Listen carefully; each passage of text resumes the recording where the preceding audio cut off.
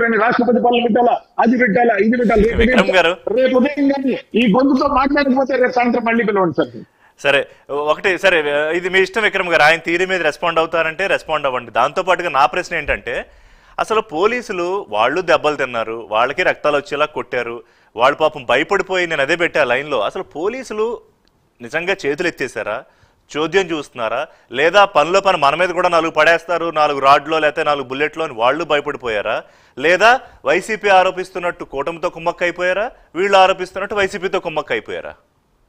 మీ observation అంటే police కింద స్థాయి సిబ్బందిని మనం బ్లేమ్ చేయలేమండి. పైన వచ్చేటువంటి దాని మీద వాళ్ళకి ఏంటంటే ఎంతమంది కావాలి ఫోర్స్ అనేది, సఫిషియంట్ ఫోర్స్ లేకపోతే వాళ్ళు చేతులు ఎత్తేస్తారు. ఎందుకంటే వాళ్ళు ఒక 100 మంది గుంపుని 10 మంది పోలీసులు నియంత్రించే పరిస్థితి ఉండదు.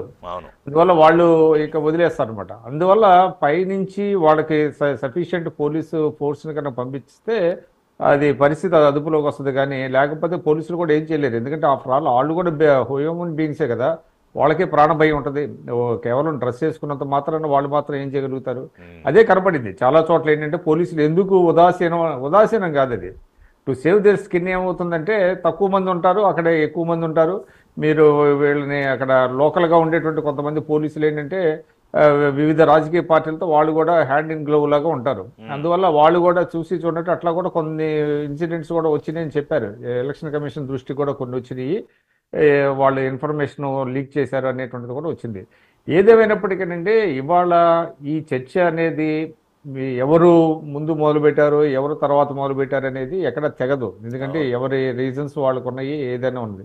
కాకపోతే ఏంటంటే ఇది ఈ సంస్కృతి పెరిగితే మనం బీహార్, ఆంధ్రప్రదేశ్ మరో బీహార్ అయ్యే అవకాశం అయితే ఖచ్చితంగా ఉంటుందండి. మనకు తెలుసు బీహార్లో ఒకప్పుడు ఏ విధంగా ఉండేది. ఒక కలెక్టర్ని, మన ఆంధ్రప్రదేశ్కి చెందినటువంటి మహబూబ్ నగర్ జిల్లాకు చెందినటువంటి కలెక్టర్ గారిని అన్యాయంగా చంపేశారు అక్కడ ఒక మాబ్, ఫర్ నో రీజన్ అనమాట. అట్లాగా ఇవాళ ప్రజలు కూడా భయభ్రాంతులు అవుతున్నారు. ఏంటి సంస్కృతి అనేటువంటిది ఆంధ్రప్రదేశ్లో ఎందుకు ఇలా వచ్చింది? ఇవాళ మనం తెలంగాణ చూడండి, తెలంగాణలో ఎక్కడా కూడా చిన్న ఇన్సిడెంట్, ఈవెన్ ఓల్డ్ సిటీలో కూడా ఎక్కడా జరగల.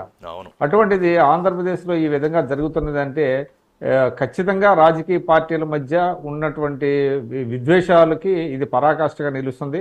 మరి ఇది ఎంతవరకు ఏ దిశగా వెళ్తుంది అనేది మనం ఇప్పుడు చెప్పలేము. రేపు పొద్దున వచ్చేటువంటి పార్టీ ఏదైనా కూడా మళ్ళీ తిరిగి రాష్ట్రాన్ని మరి ఒక దీంట్లో పెడుతుందా, గాడిలో పెడుతుందా లేదా అనేటువంటిది చూడాలి. ఏదేమైనప్పటికీ దీన్ని కంప్లీట్గా పొలిటికల్ పార్టీస్నే బ్లేమ్ చేయాలి తప్ప మిగతా ఎవరిని బ్లేమ్ చేయడానికి లేదండి. వెంకటేశ్వర్లు గారు, ఇప్పుడు పొలిటికల్ పార్టీస్గా ప్రతిదానికి ముందుండి స్పందించే పవన్ కళ్యాణ్ ఈసారి ఎందుకు సైలెంట్గా ఉన్నారో నేను తెలుసుకోవాలనుకుంటున్నా. మీకు ఏమైనా ఇన్ఫర్మేషన్ ఉంటే చెప్తారా? సైలెంట్ గా అయితే లేరు రిషి గారు. ఆల్రెడీ మా పార్టీ సెంట్రల్ ఆఫీస్ నుంచి నిన్ననే లెటర్ కూడా రిలీజ్ చేశారు. ఇలాంటి సంస్కృతి మంచిది కాదు, దాడులు వద్దు, సమన్వయం పాటించండి అని చెప్పేసి. బికాస్ మా నాయకుడు నిన్న వారణాసి ఉన్న పెట్టి సెంట్రల్ ఆఫీస్ నుంచి లెటర్ కూడా వచ్చింది. మీరు అన్నట్టుగా స్పందించకుండా మేము ఎక్కడ లేము. కాదు, దుర్మార్గం ఏంటంటే ఇక్కడ ఇంతసేపు రామచంద్రారెడ్డి గారు చెప్పింది విన్నాం. ఏమంటారు రవిచంద్రారెడ్డి గారు చెప్పింది విన్నాం. ఇక్కడ మనం అర్థం చేసుకోవాలి. ఆయన ఏదో కన్ఫ్యూజ్ చేద్దామని ఎప్పుడు ఉన్నదే కన్ఫ్యూజ్ చేస్తాడు రవిచంద్రారెడ్డి. డిబేట్ లో కూర్చొని విషయం లేనప్పుడు ఏం చేస్తారంటే దాన్ని డైవర్ట్ చేయాలని ఆలోచన చేస్తారు. ఇవాళ కూడా కానీ డిఫరెన్స్ ఏంటంటే అలా కాదు, డిఫరెన్స్ చెప్తా కాదు, ఆయనకి విషయం లేక కాదు, విషయం ఉండి కన్ఫ్యూజ్ చేస్తూ ఉంటారు. అదే అదే అది చిన్న కరెక్షన్.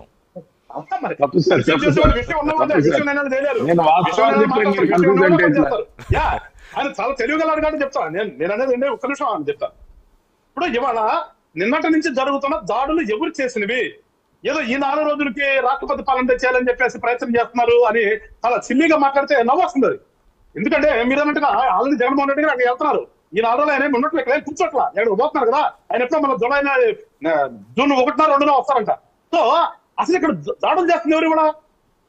ఇవాళ దాడులు చేస్తుంది ఎవరండి? వైసీపీ వాళ్ళు చేస్తున్నారా? తెలుగు కూటమి తరపు నుంచి టీడీపీ కానీ జనసేన మేము చేస్తున్నామా? 2 వైపుల నుంచి ఉన్నాయి కదా. కాదు 2 వైపుల నుంచి ఉన్నాయి కదా. నేను ఇందాక మీకు లెక్కలు చెప్పాను కదా, మళ్ళీ చెప్పనా? ఎక్కడా లేదండి, ఎక్కడా లేదు. మీకు ఎట్లా లెక్కలు వచ్చినాయి కానీ నేను చెప్తా.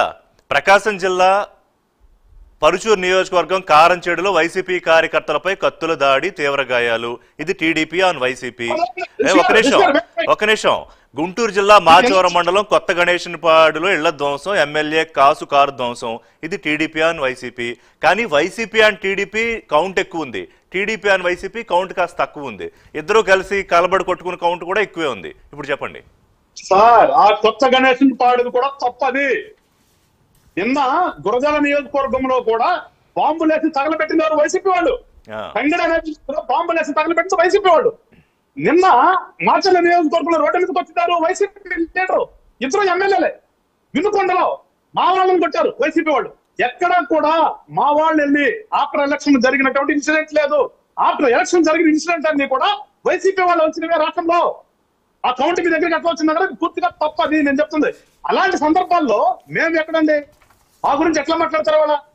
చేస్తున్నది ఎవరు? మీరు చేస్తావు పక్కన. మళ్ళా పోలీస్ వ్యవస్థ ఎక్కడ ఉందని మీరే అడుగుతారు. సిఎస్ ఎక్కడ ఉందండి? సిఎస్ ఎవరు ఉన్నాడు? సిఎస్ అవురన్నా కాదన్నా వైఎస్ఆర్ పార్టీ ఏజెంటా కాదా? వైఎస్ఆర్ పార్టీ కార్యకర్త కాదా? ఎవరు తెలియదు.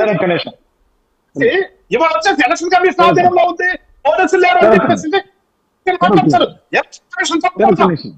చెప్పండి రాజేంద్ర రెడ్డి గారు, ఏంటి మీ పాయింట్? శాంతి భద్రతలు డీజీపీ గారు చూస్తున్నారు, అడ్మినిస్ట్రేషన్ వ్యవహారాలు సిఎస్ గారు చూస్తున్నారు. అవును, శాంతి భద్రతలు డీజీపీ గారు డైరెక్ట్ గా ఎలక్షన్ కమిషన్ ఆధ్వర్యంలో పనిచేస్తున్నారు. సిఎస్ గారు ఆధ్వర్యంలో ఎక్కడున్నారు? Administration belongs to CS. అంటే సిఎస్ గారిని కూడా మార్చి మామ అనిపించుకోవాలని ఇలా కుట్ర. ఎప్పుడు ఇదేనే సార్ ఏడుపు. ఎంతవరకు కరెక్ట్ ఇది?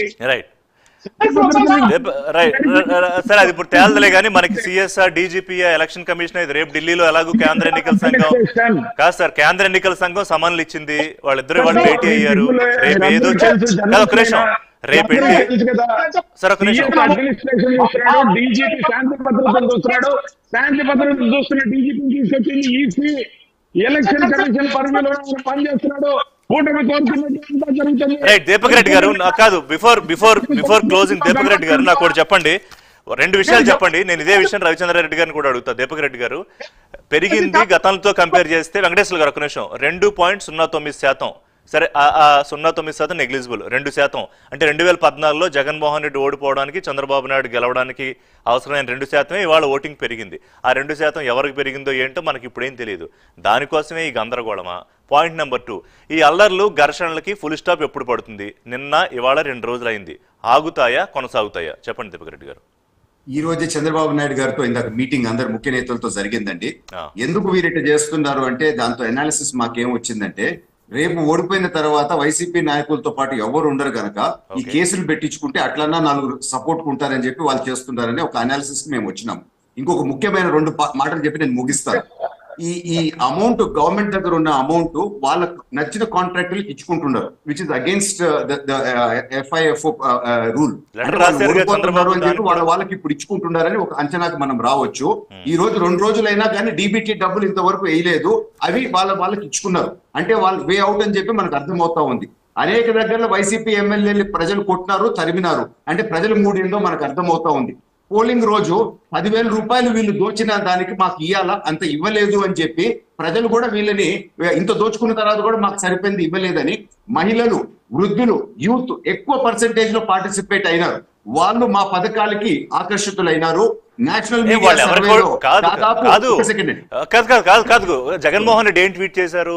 నా పాలనను ఆశీర్వదించినందుకు మీ అందరికీ కృతజ్ఞతలు, తిరిగి మళ్ళీ మిమ్మల్ని ఎంతకన్నా గొప్పగా చూసుకుంటానని కదా. ఏమో అది వచ్చిన మహిళలు, యువత ఎవరు కొట్టేశారో మనకేం తెలుసు ఇప్పుడు. అది ఎగ్జాక్ట్ గా ఫ్లాప్ సినిమా రోజు మొదటి రోజు ప్రొడ్యూసర్ చెప్పే మాట జగన్మోహన్ రెడ్డి గారు కూడా చెప్పినారు. అది తెలిసిపోద్ది shortly. National surveys 7 top surveys 108 to 158, మన లోకల్ స్టేట్ సర్వేలు దాదాపు 20 సర్వేలు మాకు ఇచ్చినాయి. ప్రధానమంత్రి గారు ఓపెన్ గా చెప్పారు. ఈ సర్వే నెంబర్ల గురించి మాట్లాడదాం. ఒక నిమిషం దీపక్ రెడ్డి గారు, కాదు please my humble request to all of you. నాకు ఈ అల్లర్ల న్యూస్ రేపు కూడా మేము వేసుకుని రేపు కూడా దీని మీద డిబేట్లు చేయాల్సిన పరిస్థితి వస్తుందా? లేకపోతే చంద్రబాబు నాయుడు గారు, జగన్మోహన్ రెడ్డి గారు, పవన్ కళ్యాణ్ గారు బయటకు వచ్చి ఆయా కార్యకర్తలకి ప్లీజ్ బీ కామ్ అని పిలుపునిస్తారా? ఇది ఒకటి చెప్పండి సార్, క్లోజ్ చేద్దాం. కొట్టే వైసీపీ వాళ్ళని మా సోదరుని అడగండి, వాళ్ళు కొట్టి ఆపుతారా అని అడగండి. మేము ఇంకెన్ని రోజులు కొట్టించుకోవాలో ఆయనే చెప్పానండి. రవిచంద్ర రెడ్డి చెప్పండి, మీరే చెప్పాలట, మీరే చెప్పండి. ఇప్పుడు సార్ 2% ఓటు ఎక్కువ వచ్చింది వాళ్ళకి వచ్చింది అనుకుంటారు. ఇక్కడ మహిళల శాతం 4% పెరిగింది. మీరు గమనించాలి, అన్ని కార్యక్రమాలు మహిళల ద్వారానే జయిపించారు చంద్రబాబు జగన్మోహన్ రెడ్డి గారు. జగన్మోహన్ రెడ్డి గారు ఇళ్ల స్థలాలు ఇచ్చినా, లేకపోతే అమ్మఒడి ఇచ్చినా, లేకపోతే ఇల్లు కట్టిస్తున్నా, లేకపోతే 40 సంవత్సరాల నుంచి 60 సంవత్సరాలు పెన్షన్ ఇచ్చినా అవ్వాతాతలు మహిళలు. పోలింగ్ అయిపోయింది రవిచంద్ర రెడ్డి గారు, పోలింగ్ అయిపోయింది. మళ్ళీ మేనిఫెస్టో ఎందుకు? నాకు పోలింగ్ అయిపోయింది, మేనిఫెస్టో ఎందుకు అంటున్నా? కాదు, ఇప్పుడు కాదు, మీరు ధీమాగా ఉన్నారు, దీపక్ రెడ్డి గారు గెలుపు ధీమాగా ఉంటే అట్లాగా సార్, మీరు ఇద్దరు ధీమాగా ఉంటే ఫ్రస్ట్రేషన్ ఎవరికి, గొడవలు దేనికి? నేను చెప్తాను సార్, ఒక్క సెకండ్. అయిపోయింది, టైం అయిపోయింది.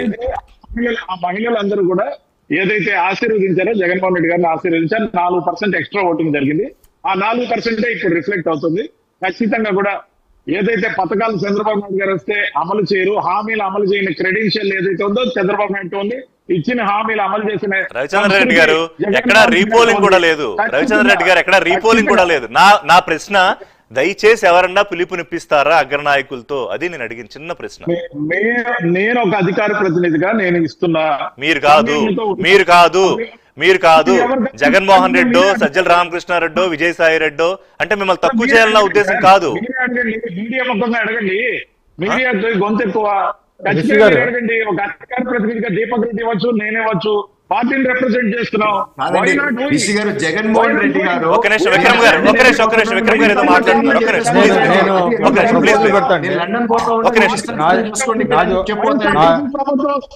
నాది ఒక ప్రపోజల్. విక్రమ్ గారు ఒక నిమిషం. వైఎస్ఆర్సీపీ ప్రభుత్వం వీలైనంత సమయంలో పాటించమని పిలుపునిస్తున్నాం. ఓకే విక్రమ్ గారు, ఇప్పుడు అధికార పార్టీ వాళ్ళు అధికారంలోకి వస్తా ఉంటున్నారు కాబట్టి మనం అధికారంలోకి వస్తున్నాము, సమయం పాటించండి అని వాళ్ళు ఒక ఇది ఇవ్వండి. తెలుగుదేశం వాళ్ళు కూడా మనం అధికారంలోకి వస్తున్నాము, అందరూ సమయం పాటించండి, రేపు పొద్దున మనదే అధికారం కాబట్టి అప్పుడు చూసుకుందామని వాళ్ళు కూడా ఒకటి ఇస్తే